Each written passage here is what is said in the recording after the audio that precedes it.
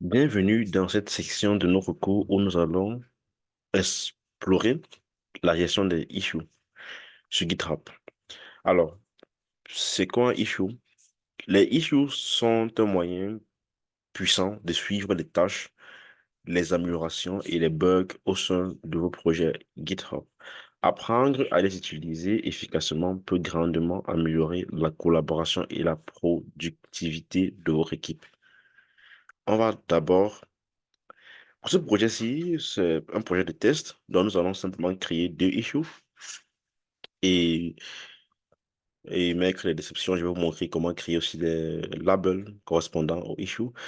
Alors, les issues sont souvent le point de départ pour le travail sur le projet, que ce soit pour corriger des bugs, ajouter de nouvelles fonctionnalités ou bien pour discuter des améliorations potentielles. Voici comment créer des issues sur GitHub. Vous vous connectez avec votre compte. Actuellement, je suis connecté avec mon compte, comme on peut très bien le voir ici. Vous allez sur l'onglet Issue, ici, et on peut très bien voir, je n'ai encore pas d'issue. Donc, ce qui se passe, qu'est-ce qu'on fait? On va par exemple cliquer sur New Issue, et là, on est directement redirigé sur titre. Et ici, on met un titre qui parle. On va par exemple dire Ajout des autres miniatures. Et ici, par exemple, on peut mettre une description. Ce qui est conseillé d'ailleurs de toujours mettre des descriptions pour les issues. Et parfois, si possible, même vous pouvez mettre cela sous forme de tâches, en fait. Donc, on peut cliquer ici pour mettre création de tâches. Et lorsque vous voulez voir que c'est preview, vous pouvez voir que là, ce sont des tâches. Donc, bref, ça peut créer. Et ici, le code qui est ici, comme vous pouvez carrément directement mettre des fichiers Markdown. Vous pouvez copier-coller des images, ajouter des fichiers. Tout est possible, quoi. Ajouter, même ici, mettre des fichiers en tâche, mettre des mentions, donc taguer les participants ou peut-être faire des références. Donc, il y a vraiment beaucoup d'options à explorer ici. Et ici, par exemple, vous travaillez en équipe, vous pourrez, par exemple, assigner directement l'issue qui a été créé à d'autres participants, en tout cas ici, qui sont dans le projet. Moi, par exemple, je vais m'assigner cette issue-ci. Et il y a aussi ce qu'on appelle des labels. Donc, actuellement, voici les labels qui existent déjà. On peut soit éditer des labels. Si on clique dessus, on peut créer, par exemple, un label. Bon, disons qu'on crée peut-être un label Future. Et généralement, moi, quand je travaille, je crée des labels, par exemple. J'ai mal écrit Future. Je crée peut-être des labels Future. Je crée aussi des labels, par exemple, Hotfix pour pour les hotfix. Et je peux aussi créer des labels Bugfix, en fait. Donc, créer des labels, c'est bien pour vraiment catégoriser vos issues. Ok, donc il y a déjà un label documentation. Donc, c'est possible en fait de vraiment éditer le label, de mettre une description du label.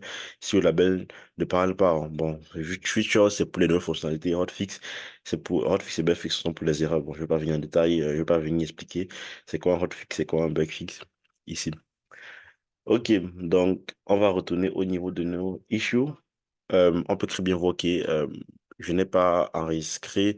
Donc, je vous conseille, avant de créer les issues, pensez d'abord à créer les labels correspondants, quoi. Donc, ici, on va commencer à zéro. Donc, je vais encore mettre un titre, un jeu des miniatures pour les leçons restantes. Et on va juste mettre une description. Je vais plus besoin d'expliquer euh, ce qu'on peut mettre à l'intérieur, quoi, comme différentes les task list, donc on a plus besoin d'expliquer ça ici. Et là, je vais l'issue m'est assigné et pour le label, on va par exemple dire que c'est une future. Donc, on le crée. Ouais, on peut très bien voir que l'issue est créé et actuellement c'est en mode open. Donc, on va créer un second issue. On va l'appeler ajout du fichier de description du cours. Et ici, je vais toujours m'assigner ces fichiers. On va juste dire, comme là-bas, on va peut-être dire documentation. Et là, je crée le nouveau issue. Donc, vraiment, c'est un peu comme ça qu'on crée des issues. Donc, les issues sur GitHub sont vraiment un outil indispensable pour la gestion de projets et la collaboration. En suivant les étapes décrites pour créer, catégoriser et assigner des issues, vous pouvez assurer un suivi efficace des tâches et des améliorations au sein de vos projets. Utilisez des issues pour garder votre équipe organisée et concentrée sur les priorités, améliorant ainsi la qualité et l'efficacité du travail. Car on peut vraiment mettre plusieurs choses dans les issues. Dans la prochaine vidéo, je vais vous montrer comment créer un board sur GitHub aussi. Alors, c'était tout pour cette vidéo et à la prochaine.